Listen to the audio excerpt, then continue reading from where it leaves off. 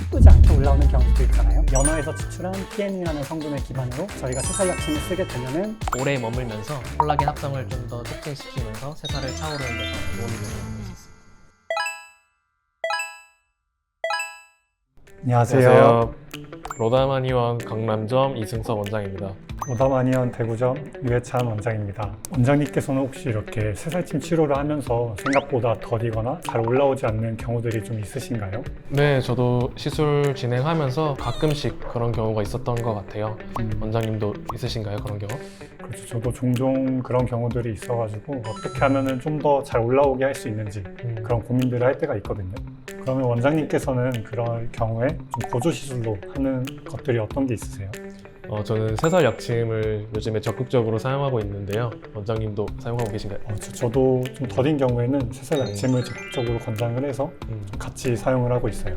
그러면은 저희가 쓰는 새살 약침에 대해서 한번 설명을 해줄 수 있으세요? 새살침은 이제 유착된 부분을 이제 끊어주고 거기 안에 이제 공간을 확보해주는 시술이라면 새살 약침은 그 공간 안에다가 유해 성분이 있는 물질을 주입해가지고 효과를 좀 더 이렇게 올리는 그런 시술입니다. 새살침은 그런 시술 기법이고 새살 약침 같은 경우에는 새살침의 효과를 좀 더 부스터해주는 그런 개념이라고 생각을 하면 되겠네요. 네, 맞아요. 부스터 개념이에요. 새살 약침이 어떤 성분으로 이루어져 있는지 시청자분들께서 궁금해 하실 텐데 설명해 주실 수 있을까요?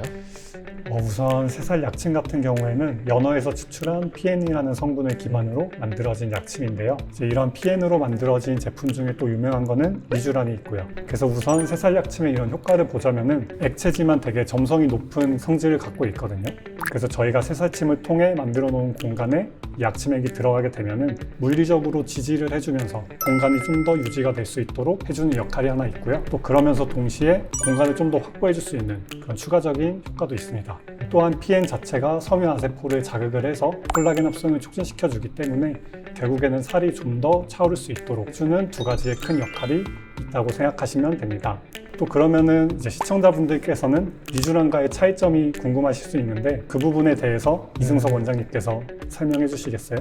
리쥬란은 이제 환자분들께서 스킨 부스터로 많이 맞으시는 그런 PN 성분이 들어가 있는데요. 같은 PN 성분이라고 해도 새살 약침과는 밀도가 좀 달라요. 밀도가 좀 더 낮은 편이고 그래서 이제 피부에서 피부 장벽 개선을 하고 잔주름을 조금 더 개선하는 데 초점이 맞춰져 있습니다. 그에 반면에 이제 새살 약침은 오래 머물면서 콜라겐 합성을 좀 더 촉진시키면서 새살을 차오르는 데 더 도움이 된다고 볼 수 있습니다. 그러면은 결국에 저희가 뭐 건조라든지 잔주름을 개선하기 위한 그런 스킨 부스터용으로는 리쥬란이 좀 더 적합하고 흉터 치료를 하기 위해서는 이런 새살 약침이 조금 더 적합하다 그런 얘기겠네요. 네, 맞습니다. 그럼 새살 약침의 경우에는 어떤 환자분들에게 적용하면 더 좋을까요?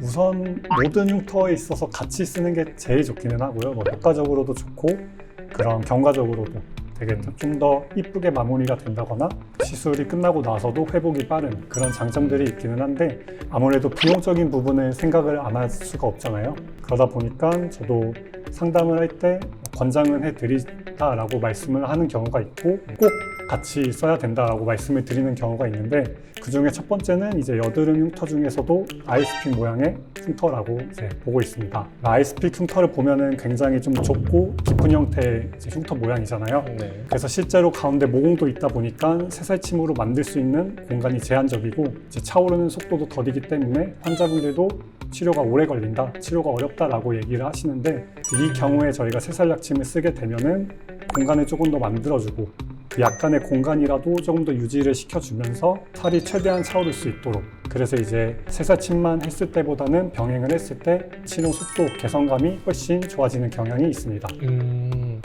네, 저 같은 경우에는 팔자 라인 그 부분에 있어서 좀 더딘 경우가 많이 보였어요, 환자분들한테. 팔자와 이제 미간은 움직임이 많은 부위고 그리고 항상 이렇게 접히기 때문에 하방 압력이 좀 발생하기 쉬운데 약침을 같이 넣어준다면은 공간을 좀 더 많이 확보해주고 접힐 때에도 좀 덜 접히게 되고 그래서 오래 머물면서 콜라겐 합성을 촉진하기 때문에 팔자랑 미간에 있어서는 많이 활용하고 있는 것 같습니다, 저는. 저희가 이제 주름 잡히는 부분이나 장력이 있는 부분을 치료를 하다 보면은 조금 이쁘지 않게 올라오는 경우도 있잖아요. 좀 덜 올라온다던가 좀 울퉁불퉁하게 올라온다던가 새살 약침을 병행을 했을 때 이런 부분도 많이 개선이 되던가요? 네, 확실히 새살 약침을 병행하면은 좀 울퉁불퉁하게 올라오거나 아니면 좀 안 이쁘게 올라오는 경우가 확률이 확실히 줄어드는 것 같아요. 그러니까 난치성 피부 흉터 같은 경우에는 상담할 때부터 미리 초반에 권유드리는 편입니다. 전에 이제 난치성 흉터라고 또 말씀을 하셨는데, 그래서 저는 피부 자체의 재생력이 많이 떨어져 있는 경우나 아니면 흉터 치료를 많이 해서 그 부분에 예민함이나 좀 건조함 이런 문제들이 있을 때는 또 새살 약침을 같이 쓰거든요. PN이라는 성분이 뭐 공간을 만들어주고 뭐 콜라겐을 더 촉진시켜주는 것도 있기는 하지만 그 자체로 수분감이나 피부의 컨디션을 올려주기 때문에 재생력을 높여주고 결국 이런 피부의 컨디션이 흉터 치료에 또 긍정적인 영향을 주기 때문에 이런 경우에도 같이 병행을 하고. 네, 맞아요.